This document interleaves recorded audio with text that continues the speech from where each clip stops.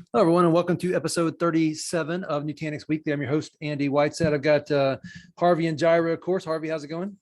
I am doing well. How are you? Good. Are you back home? I just saw you like an hour ago here in the office. That's right. You must drive. Work from anywhere means work from actual anywhere. Of late, it's just been work from home or work from the office. Yeah, well, I'm kind of flexing it. Well, it's been good to see you. Speaking of offices, Jaira's still in his. Still in mine. Trying to get rid of it. We got plans. We'll be moving in January. So beginning or end? Beginning. House is under contract. We're under contract. Now we get to look for rentals to get us through till our other new construction's done. So Man. Yep. That's always fun. We're past the part where I have to surprisingly hop in the car and podcast from there with little to no warning. Well, that was fun though. I'm not saying it wasn't. Yeah, that was funny. That was like being like old school, like Lucy. I Love Lucy, where the car, you could tell they're sitting in a stationary car, but the background's moving, and just to give it the idea that they are actually going somewhere. Next time I'll get the fake green screen going. Yeah, with like an old time movie rolling behind me. I just like you had your seatbelt on the whole time. Yes. Gotta safety first. Well, you never know who's going to run into you. And you seemed to have one hand on the wheel the whole time while you were, and I swear a couple times you were messing with the radio or something. I wasn't looking for better content, believe me. I wouldn't blame you if you were. All right. Well, we're lucky enough today to have Dave Weber with us. Dave is a special guest, and Dave is a Nutanix sales engineer on the healthcare side, I believe, right, Dave? That is correct. Yes. And Dave's office is nice and neat, so I don't think he's moving anytime soon, but maybe. Actually, no, that is incorrect. We closed on a house next week, and we move a couple weeks after here in Portland. So yeah, my office will actually be way better. It's clean right now because I had to start packing. Yeah, no, it looks great. I was gonna say it's very organized. All right, so what's up? I know Jaira's moving to get closer to family. Are you moving for why? My wife and I, we've decided to set down roots here in Portland now that we're here. With Nutanix, I jumped from the Durham office, which is where I met Jaira, down to South Florida to work the commercial role down there, which is where I met Harvey. And then finally I said, we couldn't do South Florida. We weren't Florida people. So the healthcare position opened in Pac Northwest. And my wife was like, if you don't apply for this job, I will leave you. So that's motivation. it is, yes. Is she good at describing HCI infrastructure? Maybe she would have wanted the role.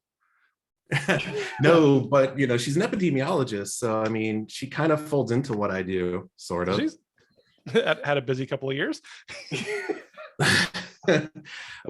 just arguing with family, like, yes, do these things, but no, she doesn't study. She didn't get in on the COVID study. She does HIV research. Oh, cool. So, honestly, it's also probably about to get pretty interesting, right? There's a lot of mRNA surface area there as well, actually. There is, yeah. So the company she works for, it's a smaller company, and they basically build software to help with these studies. So they're kind of like the HCI of epidemiology. There you go. Nice segue. Full points.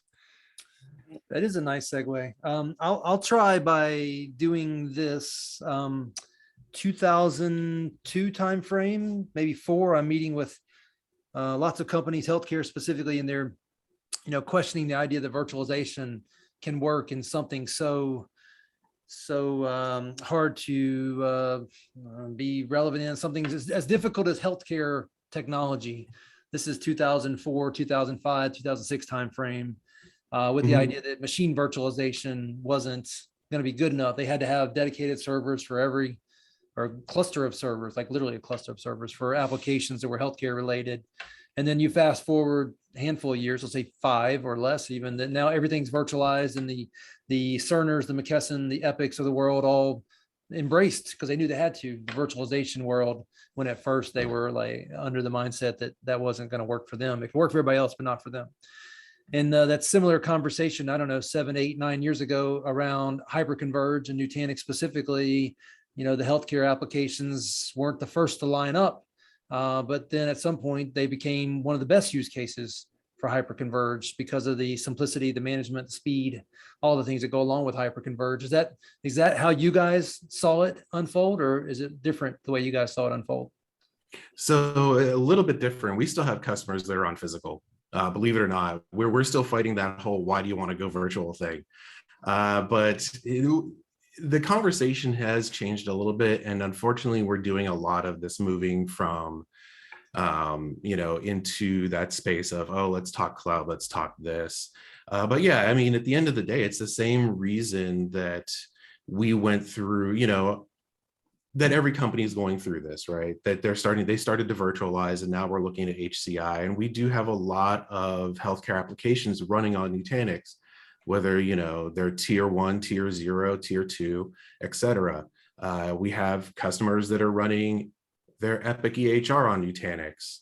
Some of them are actually using our hypervisor for that. We have a lot of customers that are starting to run we've had customers running PACS workloads on Nutanix, but we have more and more starting to embrace it and bringing along the PACS software vendor and saying, hey, we want to run this on AHV. We're tired of paying ESX every year. We're already going Nutanix.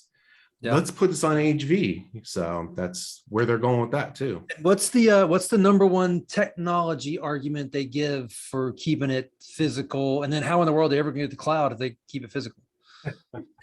So the number one, this is where I've been very thankful for some of Jaira's training here at Nutanix. We do a lot of throughput and IOPS talk so at times here in healthcare, because at the end of the day, those critical healthcare applications, when you have a patient in there and a doctor with the patient or a surgeon with the patient, they need to get that information quickly. They need to pull up those x-rays quickly, et cetera. So being able to do that at a quick speed is critical. Now, we have a lot of customers coming from, they're like, oh, well, everything lives on that physical side, so that's the fastest it could possibly be. No, we can get faster because I can go ahead and throw, several nodes at this workload. And, then we're starting to use those nodes and those disks to up the amount of IOPS that you can get, help with that throughput. And then they start saying, oh, well, what if we go down this route of, this NVMe route or this Intel Optane route? And I'm like, well, now we're smoking fast.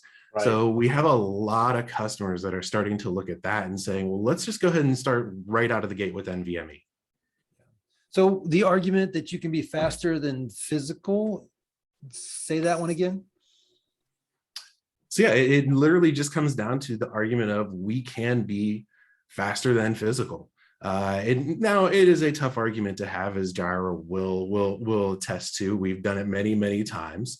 But at the same time, when we're talking about, okay, so I've got, let's say I take an Epic workload, and I've got 3 nodes just dedicated to ODB, the database. Then those 3 nodes are only going to be participating in that. We put NVMe behind it, and it's just going to make everything faster, because the more that you throw at those NVMe nodes, the harder they're going to work and the faster they're going to be able to process that information. Mm-hmm. So I probably should back up here. This is a blog by Dan Cowan. The name of it's Why HCI Nutanix. And I like the way he's going there. He's talking about HCI in general, but Nutanix specifically truly is a great fit for healthcare applications. And he really calls out 3 areas that I think Dave has kind of touched upon just now in his synopsis on why. The first one is simple and highly available, solving a bunch of problems without creating problems. Jaira, you want to jump in on that one? Yeah, I think the highly available, right? That might add some of the color that maybe you and Dave were sort of hinting at or talking past each other, right? Like faster than physical, right? Asterisk, because in theory, what's faster than non-redundant? Probably nothing redundant, right? Just in a computer science fashion. If I'm going to make it redundant, I have to pay some sort of cost for that. But when we can, use data locality, right? Read locally off, like Dave said, off of an NVMe drive with a read path that doesn't even leave the box. Well, now I haven't compromised your read integrity, and I can write as fast as anything else in the world that is also redundant. And now you've gained redundancy in that design, right? If you're in I must be bare metal mindset because it's got to be the fastest and I don't care about redundancy, Yeah. Interesting choices, right? Not very many enterprise apps fall into that space. Right. Put it that way. But yeah, when we can give that, raw performance that even lets customers, gain speed enhancements when the industry ships hardware speed enhancements, right? Because bam, add new nodes, expand cluster, done, right? It's pretty easy. I don't need to wait for a new like physical controller to hit the market that then, joins my storage fabric and gets zoned in. No, none of that, right? Just add nodes, boom, there's the speed. Yeah. I just had something pop into my head one time. I was talking to someone about American muscle cars versus European sports cars. And the argument was European sports cars were faster.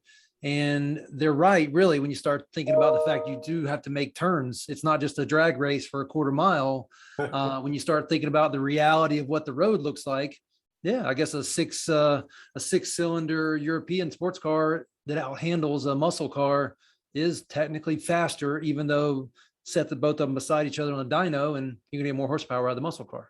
All how you want to test it, right? Like I've gone to some drag races, right, with some amazingly impressive stuff that was blindingly fast over, that quarter mile.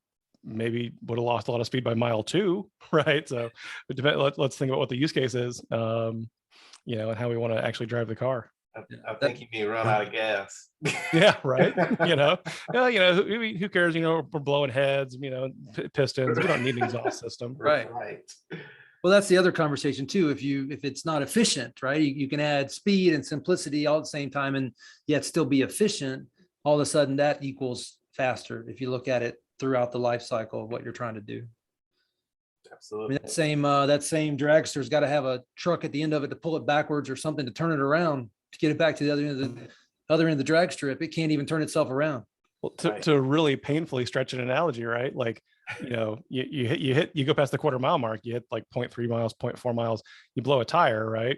Yep. The beauty of here's a real tangent for us. The beauty of inbuilt inherent ransomware protection is I go back in time just before the tire blew and I make different decisions.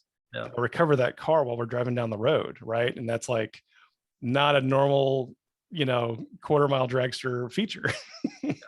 But if you've got it, you definitely having it. There you go. There, put the tired analogy to bed. I don't know how old you guys are, but this is not dissimilar to me when I first started my IT career, spending all evening building a server just so I could make a change to it and try to break it and then have to rebuild it again, being up all night, versus virtualization where I get it to a point, snapshot it, go break it, put it back, snapshot it, go back to the snapshot.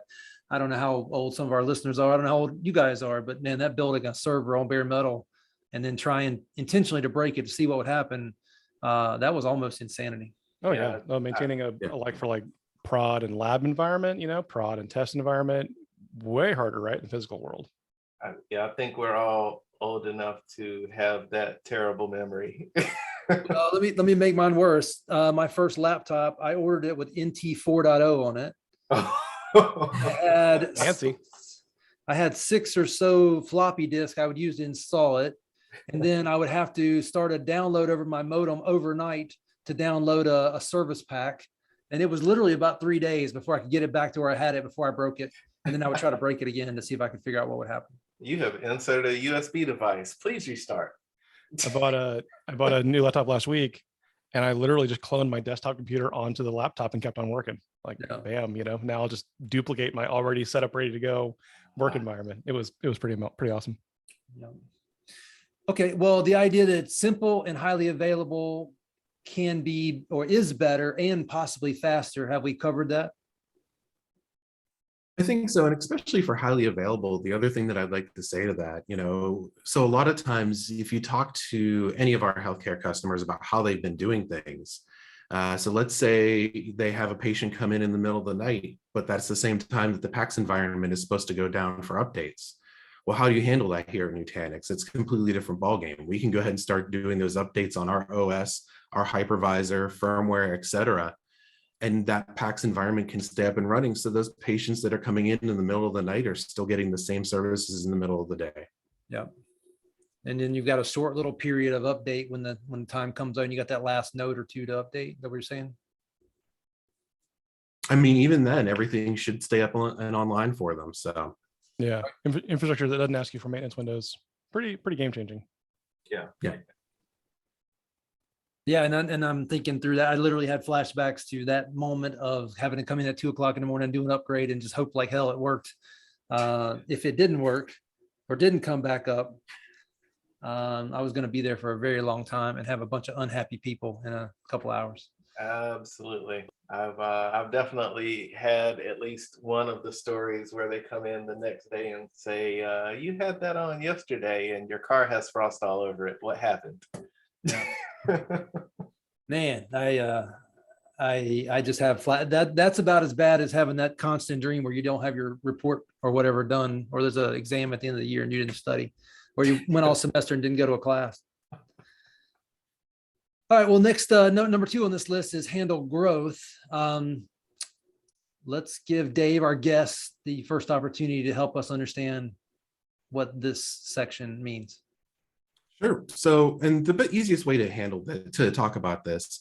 So one of the EHR vendors out there, one of the biggest ones that's out there, every couple of years, they're going to come in and they're going to say, hey, especially for the VDI portion of their software, you have to upgrade to this new processor. If you want to add more people, this is how many more nodes you're going to add, et cetera. And they basically lay that foundation for the customer. For the customer, then they just come to us and they say, hey, this is what they're telling us. What do we need to do? We need to add X amount of new users. So, I just went through this exercise with one of my customers in Idaho. I've got another one in Montana that's going to be doing the same thing in about 2 years. And at that point, it literally becomes, okay, so we can run on some of this older stuff. But if you want to stay on their honor roll, then what we're going to have to do is replace this with these newer processors. And to do that is a lot easier in the past than it used to be. So, okay, yeah, we want to add more users. Okay, so we get about 80 users per node. Just add one more node if you're adding 80 users. If you're adding 160, we add 2 more nodes, 3 more nodes, et cetera. Just keep moving that way. And then when it comes time to replace that hardware, it's just a matter of adding the new hardware into that cluster and ejecting the old hardware out of it. So that way there's no giant lift and shift like there has been in the past either. When I think about a lot of my customers, right, our discussions center around budget cycles and annual stuff and planning. And you probably get a lot of that, Dave, but also is there more like this project is tied to this funding or grant or initiative, right? And it's less convenient to sort of forecast, well, we're buying this thing now, but next year it needs to do X, but the money for that comes next year, right? Does that unlock more freedom for your customers to be like, well, we'll just buy it then and scale then, and it's easy? At times, yes. Healthcare has started moving in a different way here in the States, as we all are very well aware. So it's a lot more business transactional than it has been in the past. And we have a lot more customers now, for us with the COVID hit, especially out here in the West, we've had this issue of, oh, well, we've lost all our elective surgeries, so these things have gotten pushed off. But as long as they've got money coming in and they're profitable, they're doing everything the same way as enterprise or commercial's doing at this point. So guys, one of the things I'm looking at is this picture, which is very true, right? You're going from 400 users to 800 to adding a new, organization, mergers, acquisitions, consolidation. Yep. One of the things that doesn't get enough attention in this type of model is the fact that the line can kind of flatten if you need to flatten. Let's say there's mergers and acquisitions and part of your company goes away, or the Moore's law and your speed of whatever your main bottleneck is, whether it's CPU or disk or memory, becomes more capable with less boxes, less servers. That's one of the nicest things about this, is the ability to buy as you need to. And that also includes, slowing down your growth acquisition in terms of buying new hardware, because the hardware got better and the software got smarter at all the same time. Right. Yeah. And that's one of those things too. So with one of the EHRs out there, the one that, every 3 years they have to refresh their VDI system no matter what, they may not need to add more nodes to get more users, just again, depending on what processors that organization is calling out. Yeah. I think we had a situation, I can't remember which company it is, recently, where they had bought a bunch of Nutanix and they split up, they broke up, and one company went one direction, one went the other, but they were both able to take some of their Nutanix with them, which made it super easy for them to pull the two companies apart. Yeah, shared custody. Yeah, we actually had a reverse here, where one healthcare provider bought another one and they both happen to have Nutanix. So that was kind of a beautiful thing, but Beautiful thing. An interesting economic ability that I hadn't thought about before. Like you said, Dave, like it must refresh every 3 years period. That doesn't have to be a big spike in the budget. Like you certainly could spread that out and say, well, we're going to buy a third every year and get predictability, right? And still accomplish the mission of no nodes older than X in the cluster. But in a way you can't really split it up with, traditional infrastructure. correct, yes. So. And guys, what we're talking about here is really some of the byproduct of hyperconverged in general, but Nutanix does it better and smarter. Can you kind of highlight on examples of why that is, why you can say that? Yeah, I mean, I think the first one that they kind of talked through already is being able to run multiple generations of hardware within the same cluster there, and not having the big lift and shift at the end of the life for the nodes that you're replacing. Basically combine all of your wonder twin resource powers and start migrating off the old nodes that you don't want anymore. I mean, that's definitely a huge one. Is that a byproduct of Nutanix truly operating as a software company and not being beholden to hardware driving the top line and bottom line numbers at the company? I mean, if you ask me, yes. I think we get a huge tailwind effect out of flexibility. I had a customer who, they were ready to purchase, they, down selected us versus like maybe one other vendor. And at the last minute, they sort of unleashed this requirement on us that they had to buy now. They wanted to get the latest and greatest hardware, because who wouldn't? But they needed to deploy a vSphere version for their hypervisor that was like 2 major releases back, because they had outsourced management of their virtual environment. vCenter was old and crufty. It had a lot of hooks in the Citrix environment. It would have been a very complicated upgrade. So they're like, we want latest hardware. We want latest hardware, latest AOS, older vSphere. We checked our matrices real fast. Yeah, that's fine. Go for it. Other vendors were more locked down to say, well, if you're buying the latest hardware, latest HCI software, you need to run the latest hypervisor as well. Period. Flexibility matters, right? And when you don't have to care about it because we're just software defined and the CVM is just a virtual machine, it lets us be quite flexible. You think that was because of regression testing or just brainwashing that only thing that's going to work here is the latest, greatest hardware? Part of it was, certainly won't deny that, like we don't need a lot of features functionality out of any hypervisor, including AHV, beyond can it power on a VM, right? We don't have to do deep, brain surgery on, and it has to run, like storage code or anything like that, right? It's literally just, can it power on VMs? Yes, then it probably can run a pretty good Nutanix cluster. Yeah. Okay. I was giving you a chance to throw them under the bus. You didn't do it. I like to avoid buses in general. All right. The final one says VDI performance.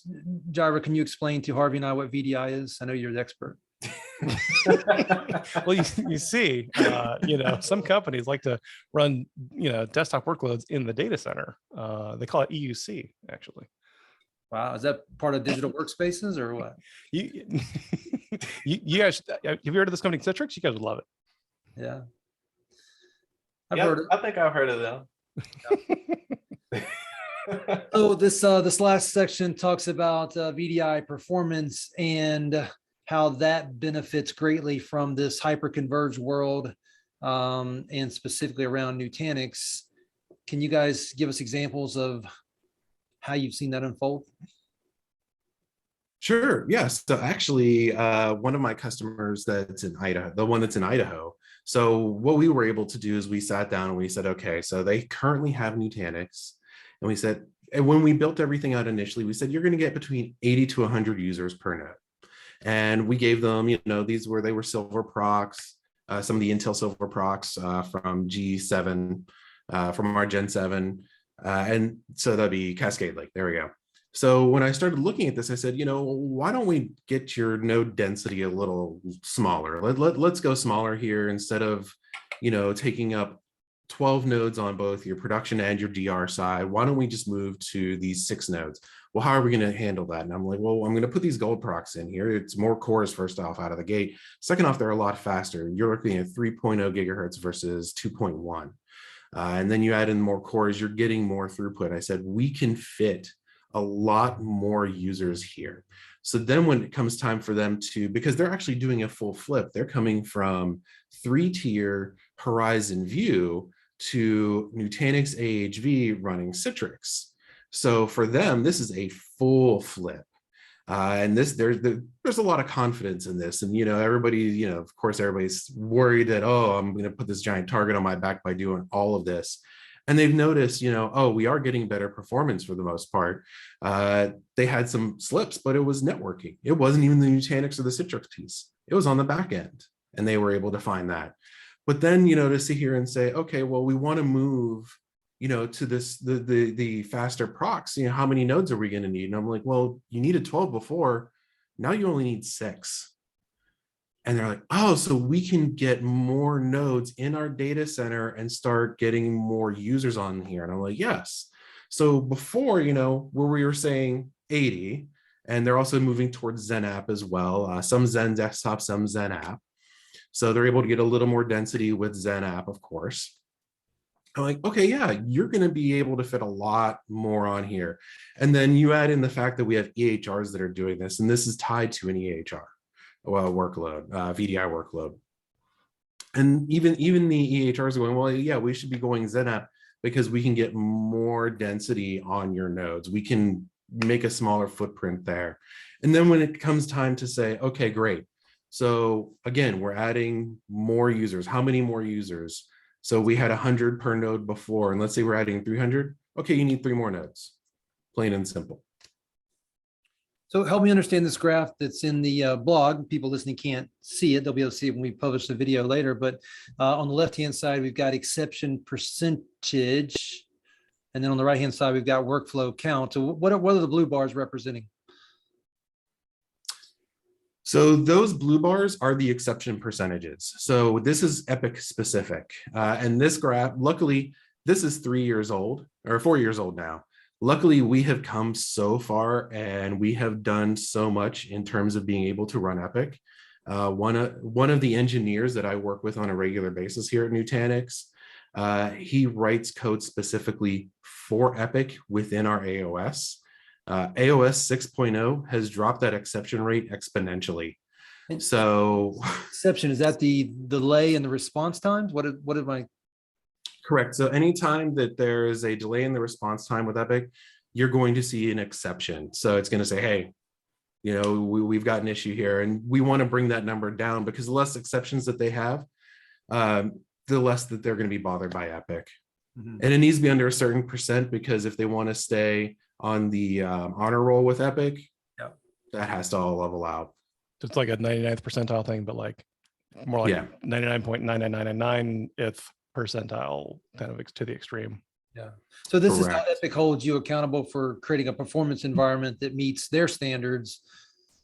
And then in addition to that, whatever configurations have to happen, but at least this standard has to be met or you get on the naughty list. Pretty much, yeah. Don't want to be on their naughty list. No, you do not. No, and customers never want to be off of Epic Honor Roll because it is a huge discount. Epic is extremely expensive. It is a wonderful product, but to stay on the honor roll, they have to follow certain procedures. We want to make sure we keep them on that honor roll because they're putting faith in Nutanix. Mm-hmm. So we want to help them stay there. Yeah. Well, we talked about how, like you mentioned, VDI user density, Dave, like, how modern, the latest, greatest CPUs, on both sides of the fence, right? Intel and AMD both let us put solutions in front of our customers that sort of have the most headroom for growth, right? As you're looking at like Windows 10 to Windows 11, the latest service pack updates, that are, I'm sure they chew up resources for good reasons. I couldn't tell you what those reasons are, but they certainly do chew up resources. The more, we can economically bake in that headroom, letting customers get the benefit of the hardware at, with the same software, like that's just a win-win, right? De-risking that sort of density and runway. Right. So here's one for you guys. With as much difficulty as the EMRs have been to get the stuff running in a virtual environment, and they've come around now, right? It's over the last 10, 15 years, they've come around to the point where hyper-converged and Acropolis hypervisor is well within what they support and what they agree to. Where does this end when you start talking about taking it to the cloud? Let's say, Nutanix clusters on AWS. Is this type of workload ever going to be able to go there? So it will probably never go to AWS because Azure is the only one that will can truly support HIPAA compliancy. So everybody is going towards Azure within the healthcare space. So it's not once it's a standards or a yes, it's compliance issues. correct. So once clusters on Azure is fully functional and we get it out there, then yes, 100%, we will be able to start utilizing things like Calm to go ahead and start moving those workloads between the two. I mean, if you're running Nutanix clusters on Azure, it's just going to be like another Nutanix cluster, just hosted somewhere else. Yep. Then, you can start doing things like flow. You can start doing things, use files for your PAX deployments if you're using Citrix, it's going to be for your user profiles. So those are the ways that we can start handling those things. We currently have a flow deployment going up against we're putting it on top of a full stack EHR for the first time. And, this is something that we want to see happen because we want to help protect our customers, especially here in the healthcare space. Well, I guess I overthought that. I mean, in reality, you're going to be running Nutanix on top of bare metal within Azure data centers. There's really no reason why it wouldn't make sense. You're in good company, right? Overcomplicating it in some ways. Like it can be simpler in a good way than a lot of people expect, right? What is it just like? What are the benefits of just being able to put a cluster on hardware as a service in the quote data center of your choice and get adjacency to native cloud services, right? So yeah, no reason it couldn't work, just because we're changing like the location or the economics of like how do I get a node. But no, great call out, Dave, around. And yet the cloud you choose to plant that in, like may or may not have other business affecting decisions around like, but I need partners to sign certain kinds of documents or whatever, so I can tell other people like I am or am not certain kinds of compliant. So guys, we're coming towards the end of this day. We'll let you kind of bring us home here. Tell us the most exciting healthcare, hopefully. But I know how long have you been in the role you're in now? So I've actually been in Nutanix 3 years, but I've been in healthcare almost a year. Okay. Tell us the best story, the best healthcare customer you've worked with while at Nutanix. What was their pain point? What was their justification for going Nutanix, and how did it turn out? So we have a customer. They are looking to bring their EHR on-prem. And it is a very, very time-intensive, labor-intensive, brain power intensive operation to do so, and money as well. A lot of these EHRs are extremely expensive, but to be able to get in front of them, I was able to quick question. Get in front of them. Quick question: Is there EHR currently in the cloud? Like no, so there are EHRs that can be run Community Connect. Yep. So basically one vendor one healthcare company will have a very large deployment of this EHR, of the EHR, and then other people can just tie into it. Is that what they currently have? Yes, that is what they currently have. Yep. And they're moving away from that, and they're moving towards bringing it on-prem and doing it themselves. And it's very labor and time intensive. And to be able to do that and do it quickly, Nutanix really came in. I can tell you, we have people on the team that when we're looking at an EHR opportunity, a lot of times these things take years. We ran this thing from start to finish within 3 months. I sat down with them, grabbed one of our hosted POC environments, gave it to them for 2 weeks, did 2 workshops with them, and got 100% technical buy-in. As soon as those 2 weeks were over, at that point, it literally came down to, we were up against Dell.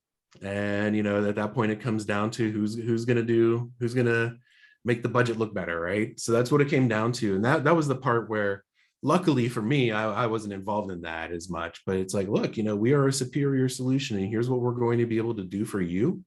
and here's what's going to happen if you stick with the traditional route. Yeah.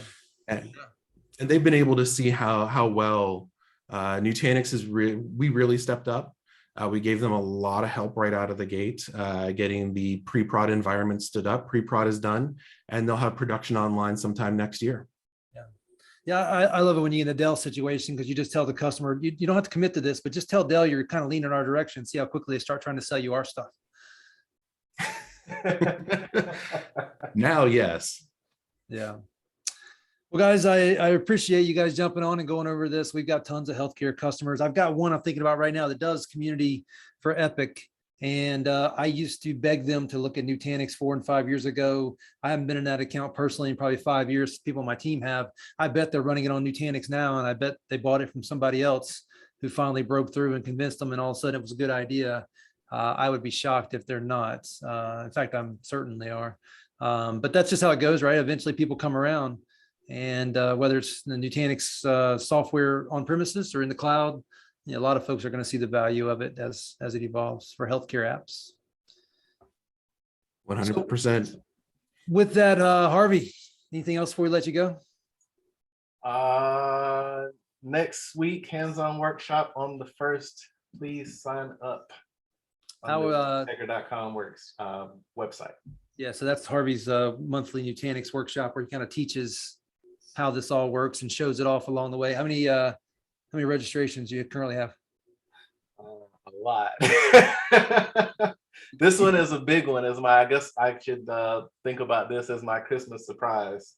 What is it? So Cyber Monday, Giving Tuesday, Workshop Wednesday. That's what I'm hearing, right? I love it.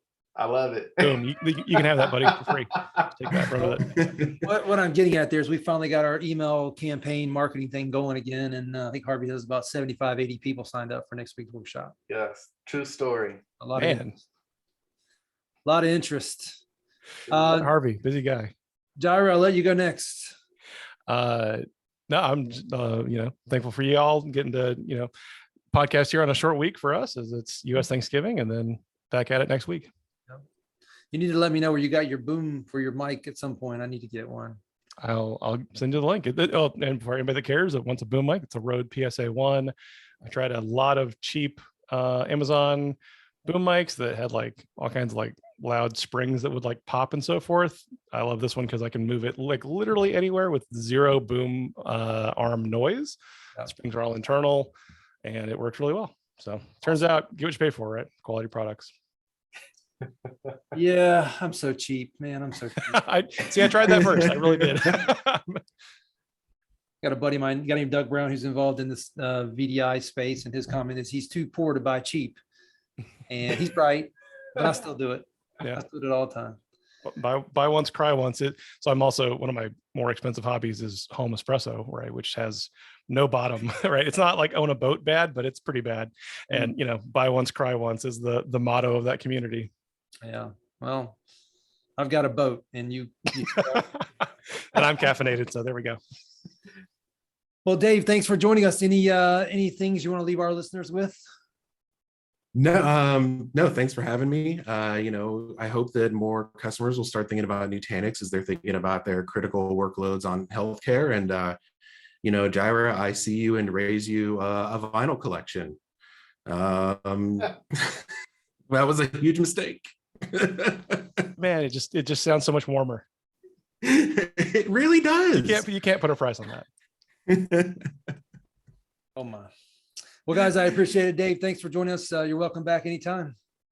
Thank you very much. I'm sure I'll be back. Harvey will rope me in, I'm sure. Better believe it. All right. Thank you, guys. We'll talk to you next time.